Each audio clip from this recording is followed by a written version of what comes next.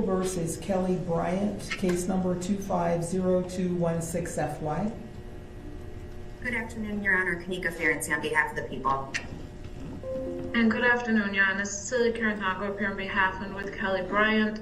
She is present from the Oakland County Jail on Zoom, and we have no objection to Zoom, Your Honor.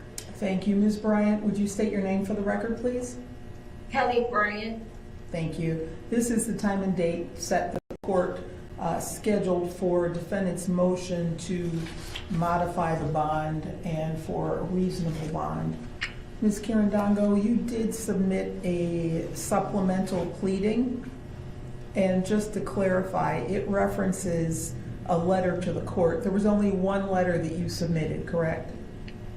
Your Honor, this morning, so I obtained a letter from a community support that was sent in a separate email to the court, not into the court file. And then there was also a letter in regards to the medical condition that my client has that was set separate. So there should be one handwritten. Okay, perfect. Yeah. All right. Yep. Okay. Ms. Ferenczi, yep, there was just the one. Ms. Ferenczi, you received those as well? Yes, Your Honor. I received all those documents this morning. All right. At this point, the court is prepared to review the items that I had mentioned on the prior date, which were those things that I will address or attempt to address, the factors to determine which pretrial release option is appropriate and under what terms and conditions.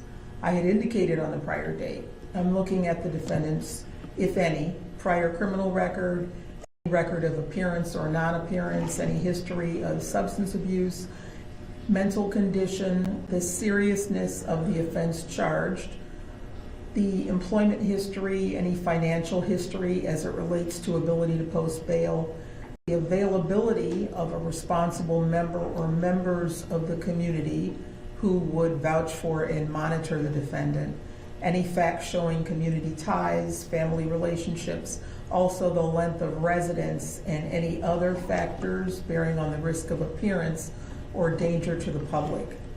Ms. Kirandongo, anything you wanted to add that the court did not already have at arraignment?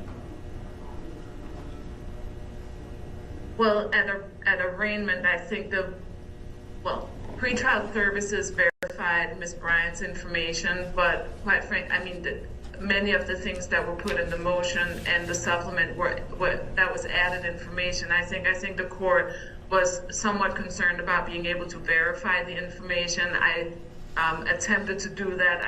In the supplement I submitted to the court, I listed all of those factors that the court just mentioned on the record, and listed, I guess what's favorable to my client and what's not, and also how that information was verified. So if the court would like me to, I can go through, those factors, again, as I had mentioned before, both at arraignment and I think also in the first written motion and then in my supplement. I think for Ms. Bryant, we all know the court can't deny bond, so I think everybody's agreeing with that.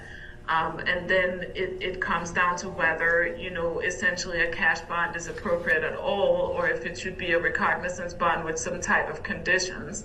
And I know the people, will argue that it should be a cash bond. My position is that the only time that the court could do a cash bond is if the court finds either that she's a flight risk or that she poses a danger to the community at large. If the court would like me to, I can go through all the factors that I mentioned and information. Let me interrupt you, Ms. Kirandongo, because one of the main things that was of concern at arraignment was the lack of a stable address for Ms. Bryant. That was one of the things that was the focus of the arraigning judge. That's correct, Your Honor. And Ms. Bryant has a stable residence. She had a stable residence before that, her arrest as well. Now, of course, there's additional concerns because of the publicity that this particular case has received. So Ms. Bryant would not, and I did provide also, I think prior to the last court hearing, the court with the address, and I indicated also who resides at that address for the court. I'm very concerned about putting any of that on the record, given the kind of posture of this case. But that is with a family member who has also lifelong ties to the community. So Ms. Bryant does have a stable residence to go to. I have also spoken, to other family members, and I spoke to the person who provided a letter to the court, who is also a pillar of the community. Every one of them are willing to, to supervise and I shouldn't say, vouch, but make sure that Ms. Bryant gets to court. And I think, a tether could also assure all of that. The court would be aware 24/7 where Ms. Bryant is. So she was not transient. I know the previous judge made some statements that Ms. Bryant was transient. She was absolutely not transient. She was staying at a residence and had stayed there for quite some time. That is not a residence given the circumstances as they are right now that she would be returning to, and that is mainly due to the amount of publicity that this case has received. So of course now there's new concerns, but she absolutely does have a residence to return to, and I don't believe she was ever transient, Your Honor. All right. And I don't think there was any evidence of that either, quite frankly. All right. As to residence, Ms. Ferenczi, is there any comment? Yes, Your Honor, I would like to address residency, and then because I only received the supplemental motion this morning, I would like to respond to much of what was documented in that motion, Your Honor. Okay. But in regards to residence, what the people find troubling is that the individual that the defendant is being asked to be released to and reside with isn't the one that wrote the letter. That individual is not vouching for her, and I don't believe that individual has appeared in court and is willing to provide that voucher to the court. That is a concern, and it actually speaks to the high level of instability for Ms. Bryant. A lot of the statements about her transient nature is in conflict with what she told police when she was interviewed. So I do find it troubling when the information is, at times it feels like it's self-serving for Ms. Bryant. I'm happy to address the other issues though, Your Honor, in the supplemental motion. Your Honor, may I address that particular point that Ms. Ferenczi is making? So I will just tell the court, as an officer of the court, I've spoken to many of Ms. Bryant's family members, and here's the reality of things. The children, I think everybody has now known where the children are. And so the children are with family. And so it becomes a very difficult balance as far as, supporting, sending letters. I had conversations with the individual whose address, was offered as a residence, and that individual wanted to talk to Ms. Bryant too. There are issues with setting up, phone accounts for the Oakland County Jail and actually establishing that communication, to be frank with the court. I spoke to that individual about a letter when she spoke to me, and again, this is, as an officer of the court, when she spoke to me, she was absolutely willing to provide that letter, but there was also just a very short amount of time in which to accomplish that, and she had requested to speak with Ms. Bryant first on the phone. And it's my understanding that there was no previous account set up for that, and there was 2 days to do it. So that's the reality of it. So it has nothing to do with the person not being willing to vouch for her. That person indicated to me that she absolutely would supervise Ms. Bryant and make sure, that she comes to court. But again, and I think that's the concern for the court, is that the court would like someone to say they're going to make sure she comes. And that brings me to some other things I put in my motion, which I don't think the people are disputing, that this young lady, Let me stop you for a moment, because on the issue of where she will be staying, the court needs to be convinced that this is a stable residence. If there are any modifications on the potential that she could be released. I understand the nature of people being hesitant to come forward, given the amount of publicity, but the court has to be convinced that Ms. Bryant would return to court, and also that she should not be leaving herself. So go ahead. Yes, Ms. Bryant return to court, which goes to like portion of, the online factors that were considered. Ms. Bryant has no criminal history, so there's no history of her, appearing on here, all which she has to appear here. And this information was verified by pretrial services. In addition to that, Ms. Bryant, as this is in police reports, so I don't think this is something that will be disputed by Ms. Bryant. She was contacted by the Sheriff's Department, and the officer in charge of the regards to the details once children had located, and she gave her the right to the local county sheriff's office to turn herself into talk to the officers. In the practice for number of years now, I think I've ever had a client who actually paid for a share ride to go turn herself into a local county jail and did that. My sister I know the issues, but I don't believe in her dispute. One, the fact that Ms. Bryant turned herself in after being contacted, I don't believe that that is in dispute. It's not, Your Honor. That's correct, Your Honor. The only issue that I would argue that is in dispute, her ability to cooperate with law enforcement. Understood. does not Let me finish ensure- going through the items that I'm looking at. There is not a prior criminal record. We do not dispute that. All right. There is no record of prior non-appearance or flight to avoid prosecution. That's understood, yes. Okay. So the issues that the court needs to hear about are, and the court is already aware of the seriousness of the offense charged, and that is certainly something the court will be taking into consideration in modifying any bond. But we have not heard regarding the employment status, financial history as it relates to an ability to post, ties to the community, ties to family members, and the residency is still an issue. So, Ms. Kirandongo, if you can address those matters. Yes, Your Honor. So in regards to the personal circumstances, which I think addresses many of those issues, Ms. Bryant does have a mental health diagnosis. This is reflected in the police report. And I'll tell the court I did submit a subpoena for her records for CNS, which I noted in my supplement that that's where she was going. I gave the court the name of her case manager for treatment too. It's not enough time to get those records, but this was noted. I also believe it might have been noted in the pretrial services report. It is right now. I believe so, and that information was verified, I believe, by her father. So she wasn't receiving any medications, but she was receiving treatment. In regards to her physical health, which is one of the other considerations, I did provide the court with a letter that indicates a medical diagnosis for which she's supposed to be receiving infusions. The jail can't accommodate that.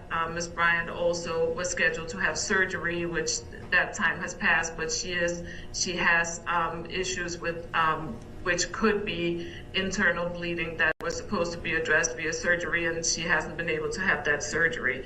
I again submitted a subpoena for those records. It's just simply not enough time for St. Joe's, but I did provide as much information as I could to the court on that. Ms. Bryant also, she is a lifelong resident of the city of Pontiac, which that was verified, I believe, by pretrial services. I also believe that the community support letter that I provided to the court indicates that that person is a resident of the city of Pontiac and has known Ms. Bryant since she was 14 years old. Also, her information in regards to being a Pontiac resident was verified by her father through pretrial services. I don't think there's a dispute that Ms. Bryant has lived in the city of Pontiac her whole life. She went to school in the city of Pontiac, and she's never left the city of Pontiac. So that indicates that she has strong ties to the community. I also believe that both the community support letter and also pretrial services, as well as information in the police report, indicate that she has family in the area. Her parents are here. I also indicated to the court that she has siblings in the city of Pontiac She again has community support, which is not family, but family, longtime family friend, who appears to be an upstanding member of the local community, who provided a letter to the court indicating that she was in support of Ms. Bryant. So she absolutely has community support. Again, it's a very difficult situation. So when I say community support, I want everybody to understand that that shouldn't mean that, we should be worried about the children, because everybody has made the children a priority. So I just, want the court to know that. But Ms. Bryant absolutely does have a lot of support in the community. In regards to substance abuse, there's no history of substance abuse for Ms. Bryant that I'm aware. It was not noted in any of the reports, and she has not indicated to me that she had a history of substance abuse or substance use. Even marijuana or alcohol. So I don't think that is something that should be of concern to the court. But again, if it was, the court could order her into testing to ensure that she's not using any illegal substances. That's a pretty standard condition of bond. Ms. Bryant also submitted, in regards to income, pretrial services report did note her past history of employment. I noted in my supplement that she was also, prior to her incarceration, she was employed. She was paid through the state of Michigan. I could not obtain that information because it's confidential information, and it was something that was shared with me a few days ago. So I was not able to obtain verification, but Ms. Bryant did inform me of who the person at the state of Michigan that was responsible for her was, and she provided me with that name. Unfortunately, it's a very common name within the Department of Health and Human Services, so I was not able to obtain specific information. She does have a pay stub. It's at the residence she was at. I made contact with the person who resides there. They were trying to locate the paperwork for me, but they were not able to locate it as of yesterday evening at 9 p.m. But she was employed, taking home about $800 a month. So that was what she was making at the time she became incarcerated. That amount of money a month would still make her indigent, which she's already been found to be. Which goes to her ability to post a monetary bond. Oakland County appointed her an attorney because she didn't have the funds to hire one. So I think, but she did have employment, which is also something that ties her to the community. I just think her employment would not be enough, to post a monetary bail. I don't believe there's any family members that have funds. Like I said, they're all caring for the children, and that's financially stressful too. Nobody has money to post bond for her. At this time, I don't believe. The employment history, what was disclosed to pretrial services, was verified. Again, it appears that her father verified that information for pretrial services. Some of the other employment that she had was also, verified through the family court case. There was discussions about that. I'm not entirely sure if Ms. Ferenczi was on there when that took place, but it is also information that's been provided to the Department of Health and Human Services.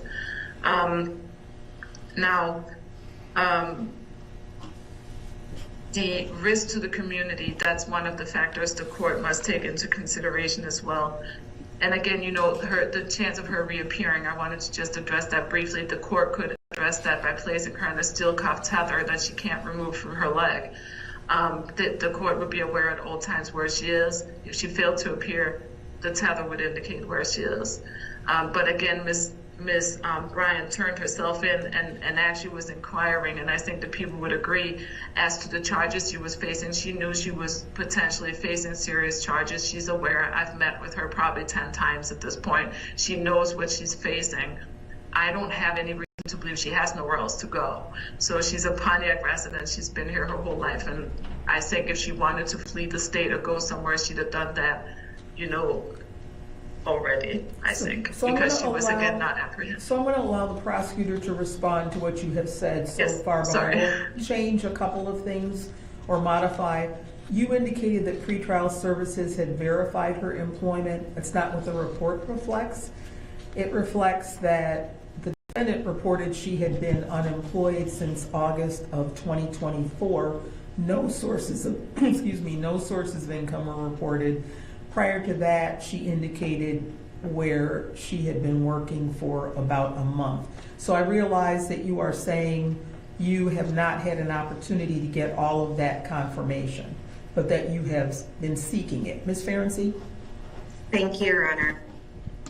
Your Honor, the court has already noted the allegations and charges in this case are very serious.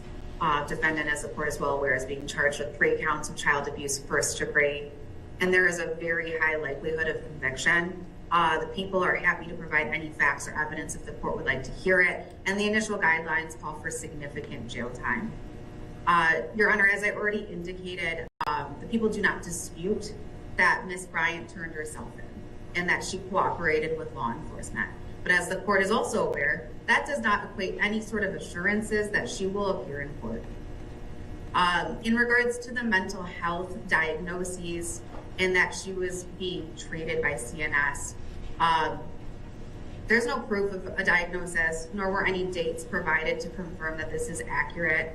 The people at this point do not believe the defendant is a reliable source of information. She has a history of concealing and deceiving. That is what we have here, Your Honor. And without any sort of proof, I do not believe that the court can use that as accurate information.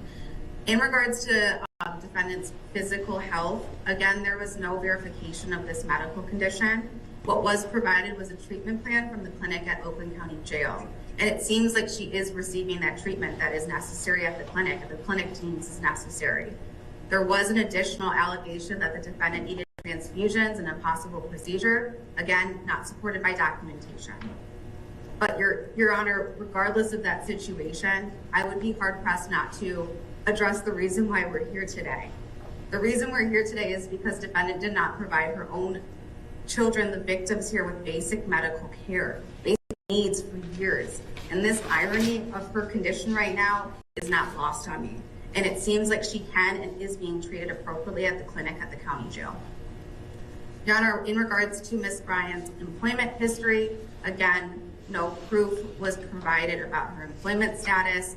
And as the court has already highlighted, the information that was provided has not been confirmed even with pretrial services. So again, the people do have the concern that defendant is not a reliable source of information. What the people can confirm is that Ms. Bryant abandoned her children, the victims in this case, in an unlivable residence where several rent payments lapsed. In regards to defendant's ties to the community and the support alleged in the supplemental motion, upon information and belief, the statements that Ms. Bryant had made to the police are quite the opposite regarding her level of support. Again, she has a history of deceiving those who were attempting to support her for years. And it is difficult for me to imagine that all of her beliefs about her alleged support systems have completely changed within 2 weeks of her being in custody. And honestly, it does feel self-serving, Your Honor. The letter that was provided to strengthen her community support argument was not, again, as the court has already heard, was not from the individual who she is requesting to be released to and reside with. That individual in the letter wants to remain anonymous. How is that considered a voucher or a support for the defendant? In the letter, the individual does not make any statements about how they intend to assist the defendant if she were released, and when the last time they even spoke. That individual also admits that the defendant lied about the victim's whereabouts. They also stated the defendant knew that this individual was there if she needed help, but defendant never reached out. This is all very troubling to the people, and it is telling about the serious instability of defendant's support and her willingness to rely on that support. No one is willing to vouch for the defendant. Your Honor, in regards to defendant's potential flight risk, the people do believe that the defendant is a potential flight risk with the level of local and national attention and her lack of community ties and stable housing. Most importantly, we believe that she does pose a danger to the community, specifically the victims who are members of the community, who she egregiously and intentionally neglected for years. And one other point the people want to address is the risk of reoffending. The people do believe the risk of reoffending is high here. Again, in her own statements to the police, while she was cooperating with law enforcement, defendant was not accepting or acknowledging what she did, which places a high risk of reoffending. And Your Honor, our request has always remained the same. We are requesting a high cash bail, no cash surety, no 10% provision, Your Honor. All right, thank you. Ms. Kirandongo, this is your burden to modify the bond at this point, so any comments that are not repeating what you've already said, but anything else in conclusion to your argument? I will try not to repeat myself, Your Honor. I just wanted to say that in regards to the bond amount or the kind of bond, quite frankly, the court would be much more assured of Ms. Bryant's appearance if the court was to do a surety bond, because it would involve potentially a bail bondsman who would also, in addition to any other supervision the court would order, would also be supervising her whereabouts. So actually asking for a cash only bond, I think on behalf of the people, for me, would be less of assurance of her, if that's what they're going to argue, of her appearing. A cash surety bond, on the other hand, would involve another party being a bail bondsman. That all being said, Your Honor, I think I provided a lot of specificities in the information that I provided to the court. Reality of it is that, you can't get this information in writing in 2 days. Nobody ever has that information when a person is being arraigned at, first arraignment date. And, again, given the level of attention this case has received, it's been difficult. The person signed their name to the letter, so the court knows who this person is. And I think everybody can appreciate, given the level of attention this case has received, why people don't want to show up on screen here with all the cameras and the news. And, I don't think that that's anything that would be abnormal. That being said, I think if the court was to follow the bond statute, again, Ms. Bryant's bond, I don't believe should be a cash bond. It should be a recognizance bond with conditions, which as indicated, could include a steel cuff tether, pretrial supervision, mental health treatment, drug screens. And all of those things would assure her reappearance and would also assure that the court knows where she is. So I'm asking based on that, and I think, in regards to reoffending, we know who the complaining witnesses were. I don't believe there's any risk of reoffending. The children, again, would not be in Ms. Bryant's care. All right, thank you. At this point, the court did set this for a separate hearing in order to review whether there should be a modification of the bond. And as I indicated, the party seeking the modification had the burden of going forward with this. So the real question for the court is there a substantial reason to modify the original bond as set? Now, the purpose of the bond and pretrial release conditions are to ensure the defendant's return to court and also the protection of the public and alleged victims in the case. The purpose of the bond is certainly not to punish. Even though this is an extremely high impact case, there is much interest in the outcome of this case and in the bond. But the law is very clear that with certain exceptions, a criminal defendant is entitled as a matter of constitutional right to have a reasonable bond or bail established for pretrial release. Cash bond is permissible if the defendant's appearance or the protection of the public cannot otherwise be assured. The court recognizes that this bond review hearing was set in a fairly short period of time, and some of the information that I requested, according to defense counsel, could not be provided within this time. I'll also note that the principal charges in this case are felonies, but not strictly assaulted crimes under the court rule. So at this point, I have reviewed all of the factors that the court is to take into consideration in determining the proper bail. The court has also reviewed the pretrial services report, and in that report, there was still a question as to the residence. However, for purposes of going forward, we will use the address that is listed on the complaint and also in the pretrial services report. In terms of the mental health concerns, the court will address that as a condition of bond. I am still not satisfied that the court can at this point say that there is a guarantee of a return to court. The defendant has not been a flight risk in the past. However, the potential penalty in this case is quite high given the nature of the charge. The protection of the public and the victims is also a concern, and I do share some of the concerns that were mentioned by the arraigning judge in terms of the defendant's potential to reach out to the alleged victims, the children in the case, to try to influence any testimony, and I'm going to deal with that issue. So I realize that there may be a need to do further review of the bond, but I do find that the court has an obligation to set a reasonable bond, and the current bond amounts to a denial of bond.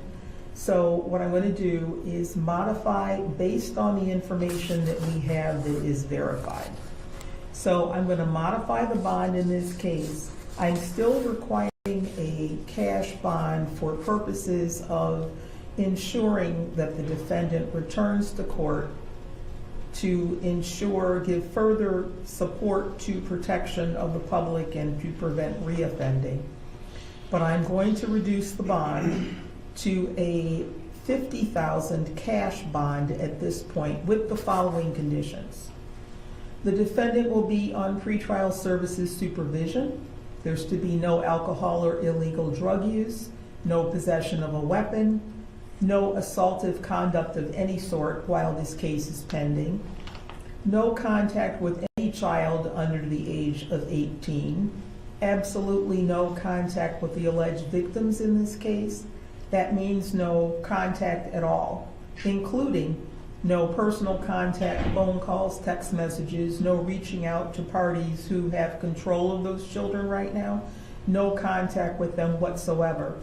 I am going to impose a home confinement electronic monitoring device. The defendant may not leave home except for medical emergencies, court appearances, court-ordered testing. And if employment can be verified, it is not verified at this point, then seeking and maintaining employment. But at this point, that has not been verified.